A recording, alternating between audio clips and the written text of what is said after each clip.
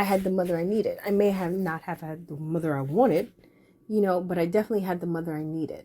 I needed to, I guess, in order to be on this timeline or the fastest timeline, this is what I had to go through. That was a sacrifice. The sacrifice was, lovey-dovey mom. I was talking to someone yesterday and she was talking about her mom and she was like, yeah, they're best friends and, they eat dinner together. And I was like, wow, that's like impressive. Like, cause I have not, like, I would never, so it's like, I learned it's more about them as an individual person, not their title. She's a woman, she's a person, and it's like she is who she is.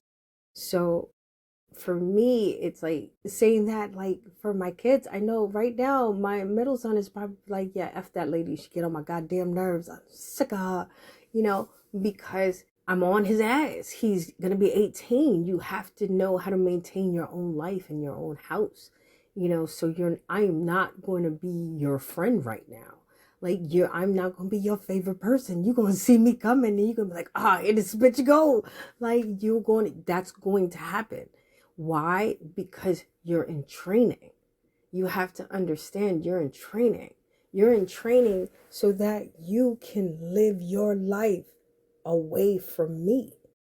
If I don't train you how to live the basics, when the stuff that actually goes down goes on top of the basics, you gonna drown. So I have to make sure that you have all the equipment that you need so that when you step out, you good. You understand? And it's like you are at least aware of what's coming. You're gonna have to keep your house clean.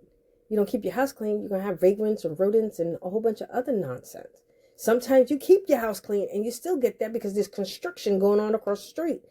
So it's like I don't think I would have liked me as my kid either. There would have been times that I wouldn't have liked me because I would have had to get into me's ass because I would have had certain things that I needed to be corrected or reprogrammed or recoded because of it.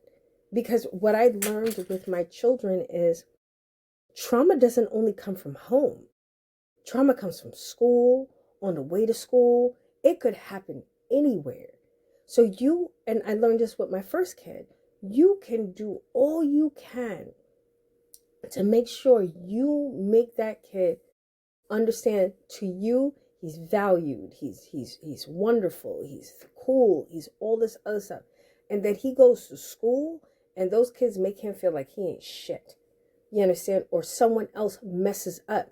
It's not only you. Because there are times I know I was like, where did this low self-esteem come from? I never told you you were less. I never did any of these things. Where did it come from? Sometimes it comes from them.